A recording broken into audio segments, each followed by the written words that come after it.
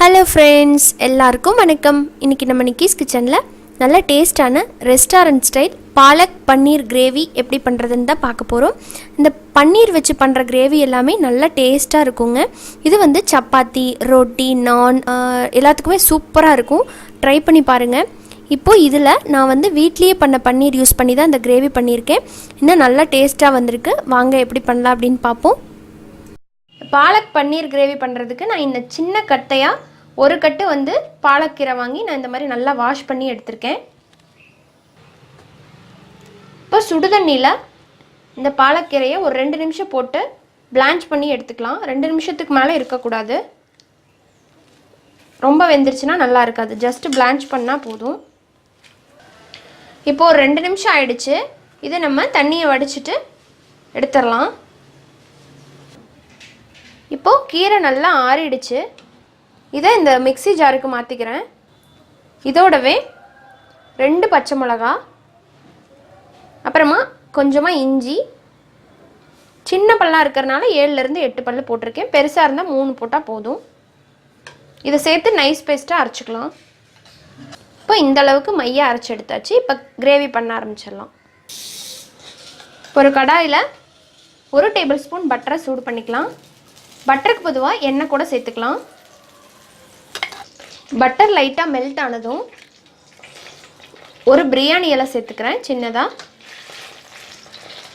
அப்புறமா 3 கிராம்பு, கொஞ்சமாக பட்டை, அதுக்கப்புறம் ஒரு 1/4 டீஸ்பூனை விட கொஞ்சம் அதிகமாக சீரகம் எல்லாமே சேர்த்துடலாம். ஒரு 2 நிமிஷம் இதை இந்த வெண்ணெயில் வதக்கி விட்டுக்கலாம். இப்போ இதோட சின்ன சின்னதாக கட் பண்ண 2 பெரிய வெங்காயம். வெங்காயம் லைட் கோல்டன் ப்ரௌன் ஆகணும். வெங்காயம் லைட்டாக இந்த மாதிரி செவந்ததும் மீடியம் சைஸ் தக்காளி 2 அரைச்சி பேஸ்ட்டாக எடுத்திருக்கேன். தக்காளியோட பச்சை வாசம் போகட்டும். தக்காளியோட பச்சை வாசம் போயிடுச்சு. இதில் 1/4 டீஸ்பூனை விட கம்மியாக மஞ்சப்பொடி, 1 டீஸ்பூன் மிளகாய்த்தூள். ஆல்ரெடி பச்சை மிளகாய் சேர்த்துருக்கோம். பார்த்து அளவாக காரத்தை பொறுத்து சேர்த்துக்கலாம். 1 டீஸ்பூன் மல்லிப்பொடி, கரம் மசாலா தூள் 1 டீஸ்பூன் எல்லாமே சேர்த்துட்டு லைட்டாக ஒரு வாட்டி கலந்துக்கலாம். அரைச்சி வச்சுருக்கிற பாலக் பேஸ்ட்டை இதில் சேர்த்துடலாம். தேவையான அளவுக்கு தண்ணி,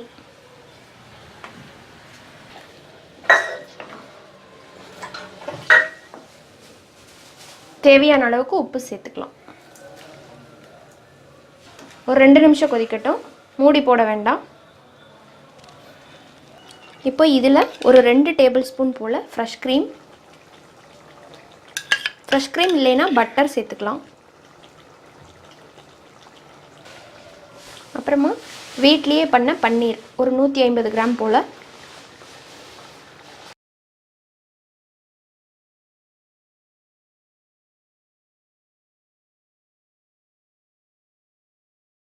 ஒரு 2 நிமிஷம் இருக்கட்டும். அவ்வளோதான், நம்மளோட ஆரோக்கியமான பாலக் பன்னீர் கிரேவி இப்போ ரெடி. சப்பாத்தியோடு வச்சு சாப்பிட்றதுக்கு நல்ல டேஸ்ட்டாக இருக்கும். நீங்களும் இதே போல் பாலக்கீரையை வாங்கி இந்த கிரேவியை ட்ரை பண்ணி பாருங்கள். ரொம்ப உங்களுக்கும் பிடிக்கும். பிடிச்சிருந்தால் நம்ம சேனல் நிக்கிஸ் கிச்சனை சப்ஸ்கிரைப் பண்ணிக்கோங்க. கூடவே இருக்கிற பெல் சிம்பிளையும் கிளிக் பண்ணிக்கோங்க. ஆல்ரெடி நம்ம சேனலில் நார்த் இந்தியன் கிரேவிஸ் போட்டிருக்கோம். டிஸ்கிரிப்ஷன் பாக்ஸில் லிங்க் கொடுத்துருக்கேன், அதையும் செக் பண்ணுங்கள். மீண்டும் இன்னொரு இன்ட்ரெஸ்டான வீடியோவில் உங்கள் எல்லாரையும் வந்து சந்திக்கிறேன். நன்றி, வணக்கம்.